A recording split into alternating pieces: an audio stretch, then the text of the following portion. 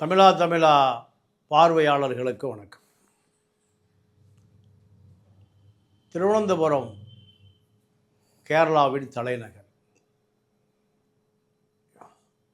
இந்தியாவின் முதல் கம்யூனிஸ்ட் ஆட்சி செய்த மாநிலம். உலகத்திலேயே கம்யூனிசம் என்பது புரட்சி செய்து ஆதிக்க சக்திகளை அகற்றி அந்த நாட்டை கைப்பற்றுவதுதான் கம்யூனிசம், சோசலிசம். இதில் வாக்குச்சீட்டை, மக்களினுடைய ஓட்டுச்சீட்டை பெற்று இந்த ஜனநாயகத்தில் இணைந்து கொள்வதும் கம்யூனிசம் என்று சமரசம் செய்து பாராளுமன்ற ஜனநாயகத்தில் தங்களை இணைத்து கொண்ட முதல் ஆட்சியாளர்கள் கேரளா இஎம்எஸ் நம்பியூரிபாட்.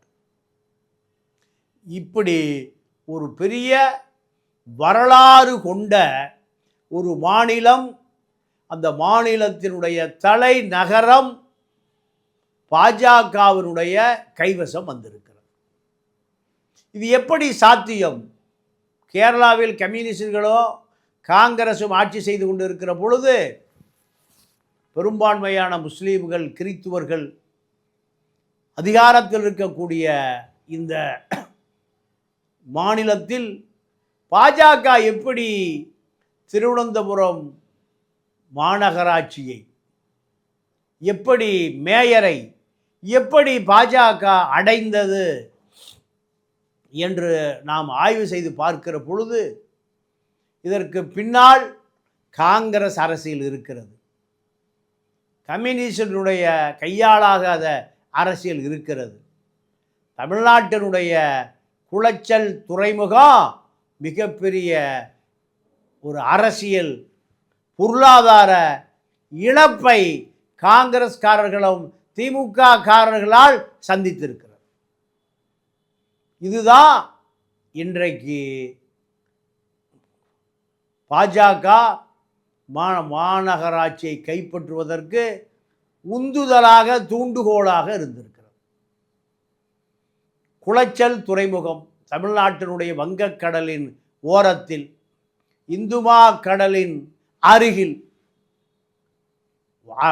அரபிக்கடலின் சாயலில் இருக்கக்கூடிய மிகப்பெரிய, உலகத்திலேயே ஆழமான துறைமுகம் குளச்சல் துறைமுகம். இந்த துறைமுகம் தமிழ்நாட்டில் ஒரு தலைநகரை உருவாக்கக்கூடிய ஆழமான துறைமுகம். இந்த துறைமுகம் குளச்சலிலிருந்து எங்கே செல்கிறது? கேரளாவினுடைய விழுஞ்சம் நகருக்கு செல்லுகிறது.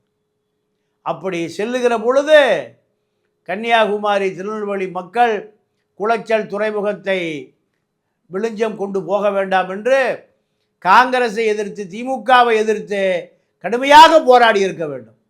காங்கிரஸ் அந்த திருநெல்வேலியில் வெற்றி பெற்று இருக்கக்கூடாது. நாகர்கோயிலில் வசந்தகுமாருடைய மகன் வெற்றி பெற்று இருக்கக்கூடாது. இப்படி 10 காங்கிரசினுடைய நாடாளுமன்ற உறுப்பினர்கள் தோல்வி அடைந்திருக்க வேண்டும், மண்ணை கவி இருக்க வேண்டும். இவர்களை ஆதரித்த திமுகவும் தோற்கடிக்கப்பட்டிருக்க வேண்டும். ஆனால் பாஜக எதிர்ப்பு என்பதினால் காங்கிரஸ் வெற்றி பெறுகிறது, திமுக 40 நாடாளுமன்ற உறுப்பினர்கள் வெற்றி பெறுகிறார்.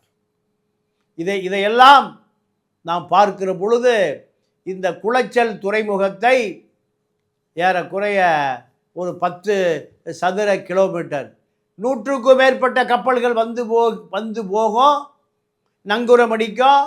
10 மாடி கப்பல் கூட மிக எளிதாக வந்து போகக்கூடிய ஆழமான இயற்கை துறைமுகம். உலகத்திலேயே குளச்சல் என்று கடலியல், சூழலியல் ஆர்வலர்கள் அரசுக்கு கோரிக்கை வைக்கிறார்.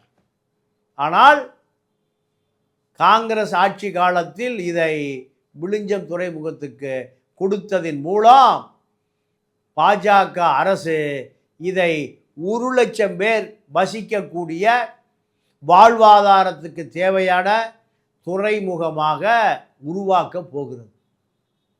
இது ஒரு புதிய தலைநகராக உருவாக போகிறது கேரளாவில்.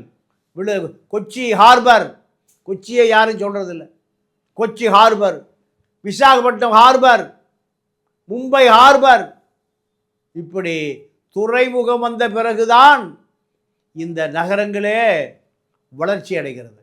ஆக குளச்சல் துறைமுகம் வந்திருந்தால் 1,00,000 தமிழர்களுக்கு வேலை வாய்ப்பு கொடுக்கப்பட்டிருக்கும்.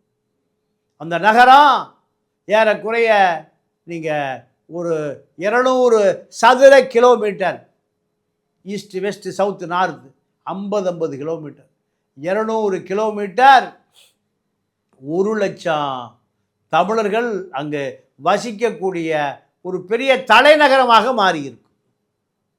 ஆனால் சோனியா காந்தி நெருக்கமான நம்பியார் கேரளாவுக்கு கொண்டு போய்விட்டார். தமிழ்நாட்டுக்கு சொந்தமான குளச்சல் துறைமுகம் கேரளாவுக்கு போகிற பொழுது 40 நாடாளுமன்ற உறுப்பினர்கள், தமிழ்நாட்டிலே காங்கிரஸை சேர்ந்த நாடாளுமன்ற உறுப்பினர்கள், திமுகவை சேர்ந்த நாடாளுமன்ற உறுப்பினர்கள் டெல்லியில் வாயே திறக்கவில்லை. தமிழனுக்கு வாயை திறந்தா என்ன, வாயை மூடுனா என்ன? 1 கோடி மது பிரியர்களுக்கு மதுக்கடை திறந்தால் போதும். இப்படி சித்தாந்த சிதறல் ஏற்பட்டு விழுஞ்சம் துறைமுகத்திற்கு சென்ற பிறகுதான் மலையாளிகள், தேசியவாதிகள், காங்கிரஸ் இருந்தாலும் கம்யூனிஸ்ட் இருந்தாலும் பாஜக இருந்தாலும் மலையாளிகளுக்கு என்ன லாபம், கேரளாவுக்கு என்ன லாபம், இதைத்தான் அவர்கள் பார்க்கிற அறிவை கம்யூனிசமும் கல்வியும் அவர்களுக்கு கொடுத்திருக்கிறது. இந்த குளச்சலில் இருந்த துறைமுகம் விழுஞ்சத்திற்கு சென்ற பிறகுதான் கேரளாவை சேர்ந்த கம்யூனிஸ்டுகள் பாஜகவுக்கு வழிவிட வேண்டிய தேவை ஏற்பட்டது. திருவனந்தபுரம் மக்கள் அத்தனை பேரும் விழுஞ்சம் துறைமுகத்தை அதானிக்கு கொடுத்து இதை ஒரு புது நகரமாக உருவாக்க போகிற அதானிக்கு ஆதரவாக பாஜகவுக்கு வாக்களித்திருக்கிறார். இதுதாங்க அரசியல். காரணம், 1,00,000 பேர் அங்கே போக்குவரத்து விரிவடையும். குறைந்தபட்சம் 5,000 பேர் இந்த போக்குவரத்தில், லாரி போக்குவரத்து, கண்டெய்னர் போக்குவரத்து, சரக்கு போக்குவரத்து, அத்தனையும் 5,000 பேர் அதில் வாழ்வாதாரம் கிடைக்கப் போகிறது. உலகத்தில் இருக்கக்கூடிய அத்தனை கண்டெய்னர் டெப்போக்களும் விழுஞ்சம் துறைமுகத்தில் வரப்போகிறது. குளச்சல் துறைமுகம் இருந்தால் அது வந்திருக்கும். ஆனால் இது வளர்ச்சி விழுஞ்சத்துக்கு போனதுக்கு பிறகு அங்கே 5,000 முதல் 10,000 பேருக்கு வேலை வாய்ப்பு உறுதி. பல நூறு கப்பல்கள் வந்து போகிற பொழுது கேரளாவை சேர்ந்த பல தொழிலாளிகள் இரவு பகலாக ஏறக்குறைய ஒரு 30,000 தொழிலாளிகளுக்கு நேரடியாகவோ மறைமுகமாகவோ வேலை கிடைக்கக்கூடிய ஒரு வாய்ப்பு உருவாகும். அதானி முதலாக பீகாரிலிருந்து, குஜராத்திலிருந்து தொழிலாளர்களை இறக்குமதி செய்த பொழுது அந்த துறைமுகம் சூறையாடப்பட்டது. மலையாளிகளை தவிர வேறு யாரும் இங்கு தொழிலாளர்களாக வேலை பார்க்கக்கூடாது என்று தமிழருக்கு அந்த சூடு சொரணை திராவிட இயக்கத்தால் ஒழிக்கப்பட்டு விட்டது. உதயநிதி தான் இளம் பெரியார், உதயநிதி தான் திராவிட இயக்கத்தினுடைய சித்தாந்தம், உதயநிதி தான் சனாதனத்தை எதிர்க்கிறார். பெரியார் எதிர்க்கவில்லை. பெரியாரை யாருக்கும் தெரியவில்லை. பெரியார் உருவத்தில் உதயநிதி தெரிகிறார். இப்படி ராஜா வீட்டு கண்ணுக்குட்டி ராஜாவாக்கப்படுகிறார். கருணாநிதி முதலமைச்சர், கருணாநிதி மக முதலமைச்சர், பேர முதலமைச்சர், அடுத்த பேர, இப்படி அரசியல் எங்கே போய்கொண்டது. சில துதிபாடிகள், சாதாரணமாக ஆயில் இன்ஜின் மெக்கானிக்காக இருந்த ஏவா வேலு பஸ் கண்டக்டர் இன்று பல ஆயிரம் கோடிகளுக்கு அதிபதி. அதனால் பெரியார் உருவிலே பார்க்கிறார் உதயநிதியை இன்பநிதி. பார்க்கத்தானே செய்வார். மீண்டும் ஆயில் இன்ஜின் மெக்கானிக் தொழில் போக முடியாது, பஸ்ஸுக்கு விசில் அடிக்க முடியாது. அப்போது இப்படி அருணை பொறியியல் கல்லூரியிலிருந்து அருணை பல கல்லூரி இருக்கு. இதுக்கு பெரியாராக தெரிகிறார் இன்பநிதி உதயநிதி. கேரளாவில் விழுஞ்சம் துறைமுகம் 1,00,000 மலையாளிகளுக்கு வேலை கொடுக்கக்கூடிய ஒரு பெரிய கட்டமைப்பை உருவாக்கி இருக்கிறது. எப்படி குளச்சலிலிருந்த துறைமுகம் விழுஞ்சத்துக்கு போனது என்று தமிழ்நாட்டினுடைய பாண்டிச்சேரி 40 நாடாளுமன்ற உறுப்பினர்கள் வாயே திறக்கவில்லை. வாயை திறக்க அதிமுக நாடாளுமன்ற உறுப்பினர் வாய் திறக்க வேண்டும் என்றால் சசிகலாவிட அனுமதி பெற வேண்டும். இந்த பக்கம் முரசொலி மாறிடம் அனுமதி, கார்ப்பரேட் மாற கார்ப்பரேட் கமிஷன் புரோக்கர் சசிகலா. இவர்கள் கட்டுப்பாட்டில் தான் அதிமுக திமுக இருக்கு. ஜெகத்ரட்சகன் ஒரு பெரிய கார்ப்பரேட் முதலாளி, டிஆர் பாலு கார்ப்பரேட் முதலாளி, தயாநிதி மாற ஆசியாவில் பெரிய கோடீஸ்வரன்.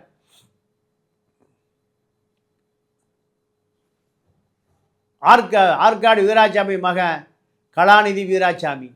இப்படி பல பேர் டெல்லியிலே தங்களுடைய கோடிகளை காப்பாற்றி கொள்வதற்கு ஒரு எம்பி பதவியை 10 கோடி 20 கோடி கொடுத்து வாங்கிடுறான். இந்த முட்டாள் மக்கள் ஓட்டு போடுறான், ஜெகத்ரட்சகனுக்கு ஓட்டு போடுறான். எம்ஏ ராமசாமி செட்டியாருக்கு ஓட்டு. எப்படி செட்டியாருக்கு டெல்லிக்கு போகணுன்னு ஆசை, 10 கோடி கொடுத்து வாங்குறாரு, மக்கள் இருக்கான். கல்வி கொள்ளையன் எஸ்ஆர்எம் பச்சைமுத்துக்கு டெல்லிக்கு போகணுன்னு ஆசை, 25 கோடி கொடுத்து விலைக்கு வாங்குறார். இந்த முட்டாள் பூரா ஓட்டு போடுறான். இவர்கள் முட்டாளா அறிவாளிகளா நீங்களே முடிவு செய்து கொள்ளுங்கள். நாடாளுமன்ற உறுப்பினராக தர்மபுரி செந்தில் இருந்தார், தொடர்ந்து பாஜகவை எதிர்த்தார். அவர் சீட்டு இல்லை, அமைதியாயிட்டார், ஆளை காணோம்.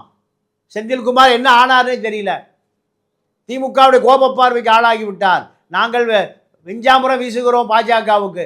டிஆர் பாலு, ஜெகத்ரட்சகன், கலாநிதி வீராசாமி, தயாநிதி முரசொலி மாறன், இப்படி பலாயிரம் கோடிகளை வைத்திருக்கிற இந்த கார்ப்பரேட் முதலாளிகள், உனக்கு மட்டும் என்ன மனசாட்சி, உனக்கு மட்டும் என்ன சுயமரியாதை? அதனால் செந்தில்குமார் என்ன ஆனார்னே தெரியல. விழுஞ்சம் துறைமுகம் ஒரு 25 ஆண்டு காலத்தில் அரபிக்கடலில் மிகப்பெரிய துறைமுகமாக மாறப்போகிறது. குளச்சலை பறிகொடுத்தோம், காவிரியை பறிகொடுத்தோம், கச்சத்தீவை பறிகொடுத்தோம், ஈழத்தமிழன் 5 லட்சம் பேரை பறிகொடுத்தோம். திராவிட இயக்கத்தை பறிகொடுக்கவில்லை, பறிகொடுக்க வேண்டும், பழி கொடுக்க வேண்டும். திராவிட இயக்கம் ஒழிக்கப்பட வேண்டும். அதிமுக திமுக 2 இயக்கங்களும் நீங்கள் சமூக விரோத கட்டமைப்பாக மாறி இருக்கிறது. அந்த பக்கம் 1 லட்சம் பேர், இந்த பக்கம் 1 லட்சம் பேர். எதை தாங்கி பிடிக்கிறான்? சனாதனத்தை தாங்கி பிடிக்கிறான். பெரியார் கொள்கை, தமிழ் தேசிய அரசியல், தமிழனுக்கான அரசியல். குளச்சல் ஏன் போச்சு, காவிரி என்னாச்சு, கச்சத்தீவு என்னாச்சு, முல்லை பெரியார் என்னாச்சு, பாலாறு என்னாச்சு, மண்ணா போச்சு. இதுதான் தமிழர்களிடமிருந்து அரசியல் வெளியேறி வெளியேறி சாராய கடைகளிலே நிற்கிறது, மது புட்டிகளிலே நிற்கிறது. இப்போ பனையூரில் தமிழரெல்லாம் தமம் கிடக்கிறான். குளச்சலை பற்றி கவலை இல்லை, விழுஞ்சத்துக்கு போயிருச்சேன்னு கவலை இல்லை.